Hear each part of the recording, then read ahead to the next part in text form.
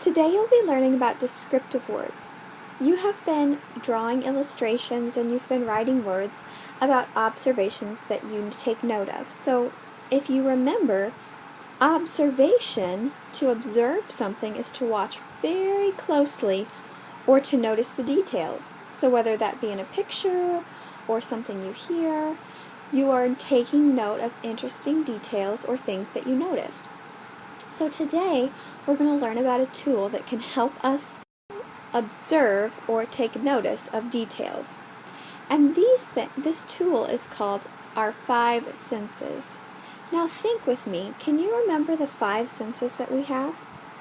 Right, we have our hands so that we can touch, we have our mouth so that we can taste, we have our nose so that we can smell, we have our ears so that we can hear, and we have our eyes so that we can see. So as you can see, the first thing we have, we look at our picture. It's a picture of kids at a beach, okay, so a little boy and a little girl, and we notice that they're playing with a ball on the beach. So if our first thing is that we have an eye. What do you see with your eyes? Think for a minute and point to what you notice, what you see with your eyes in this picture. Absolutely. There are several things that you could take note of. You could take note that there's the ocean in the background, or that there are footprints on the beach. You could notice the kids playing with the ball. You could notice that they're smiling, so they must be having fun. The next sense that we're going to notice is our ears. So with our ears, if you were in this beach scene, what do you think you might be able to hear?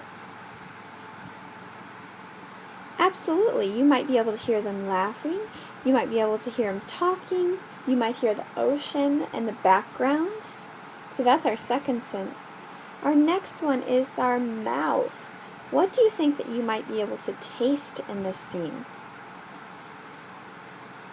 Yeah, absolutely. You might be able to taste the ocean. You might be able to taste the sand in your mouth. There isn't as much to taste in this scene, but I bet you would still taste something. The next one is your hand. What do you think that you would be able to touch in this scene?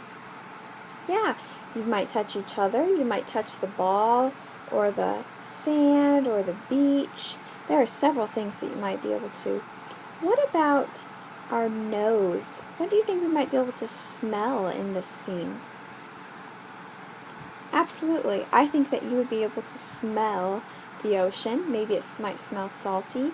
You might smell each other's sweat, even though that sounds a little silly. You might be able to smell that. You might be able to smell something in the air. Absolutely. So these five senses are a tool that we can use when we are thinking about a scene, or whether we're describing a scene, or if we're illustrating a scene, so whether we're drawing a picture. So it's good to think about using our five senses to help us use descriptive words, rather than just saying what's going on in the picture. So instead of just saying there's a boy and a girl on the beach, you could explain what you see, what you hear, what you taste, what you could touch, and what you can smell.